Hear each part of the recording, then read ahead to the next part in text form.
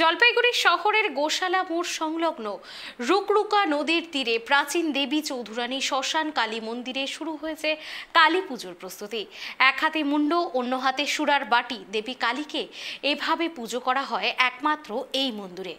চলুন জেনে নেই পূজার প্রস্তুতি, ভোগ এবং স্থানীয় বিশ্বাসের রহস্য।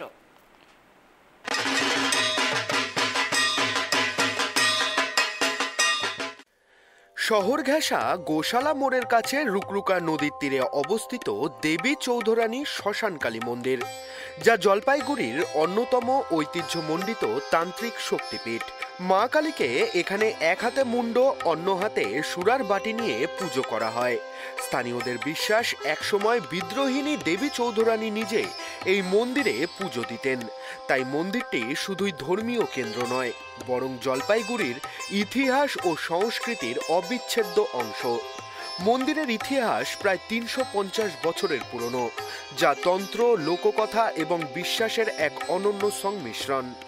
মন্দিরের চারপাশে রয়েছে শতাব্দী প্রাচীন বটগাছ এবং প্রায় ২৫০ বছরের পুরনো রুদ্রাক্ষ গাছ, যা স্থানটিকে রহস্যময় ও পবিত্র করে তোলে।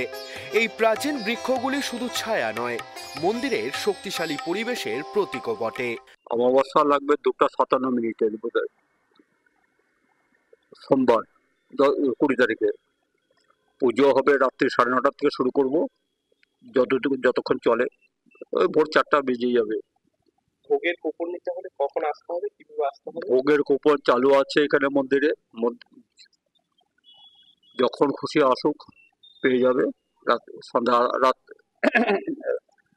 রাত্রি 8টা পর্যন্ত কাউন্টার খোলা আছে, এখানে পেয়ে যাবে। এবার কিভাবে পুজো হবে বা প্রস্তুতি শুরু হয়ে গিয়েছে আপনাদের? চলছে, কাজ চলছে। হ্যাঁ, ভোগের মন্দিরের পুজো অনুষ্ঠিত হয় তান্ত্রিক রীতিতে, যেখানে পুজো, অর্ঘ্য এবং ভোগ বিতরণ সবই প্রাচীন নিয়ম মেনে করা হয়। মন্দিরের অন্যতম আকর্ষণ হলো ভোগ। এখানে দেওয়া হয় 151টি মালসা ভোগ। বিশেষ এবং প্রধান ভোগের মধ্যে রয়েছে তিস্তা নদীর 16 বোয়াল মাছ, যা স্থানীয়ভাবে অত্যন্ত মর্যাদাপূর্ণ। এছাড়াও ভক্তদের জন্য রান্না করা হয় 1 কুইন্টাল চালের ভোগ। ভোগের জন্য কুপনের আবেদন ইতিমধ্যেই শুরু হয়েছে। প্রতিটি কুপনের দাম ধার্য করা হয়েছে 151 টাকা। স্থানীয়রা বিশ্বাস করেন, চৌধুরানী কালীমা যে কোনো চাওয়া পূর্ণ করেন। তাই ভক্তরা মায়ের দর্শন ও ভোগের জন্য উৎসাহের সঙ্গে মন্দিরের পথে যান।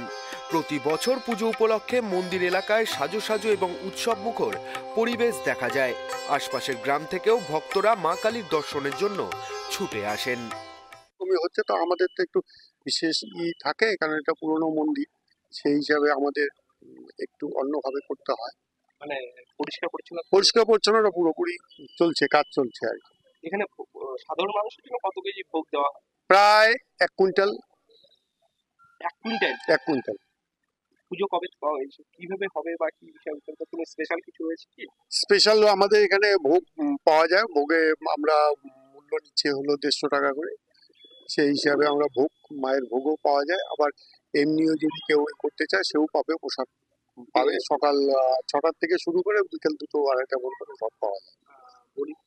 হ্যাঁ, বলি আছে, বলি এখানে হয়। বলি এখানে 18-19টা বলি হয় প্রত্যেক বছরই। এবছরও সেভাবেই হবে।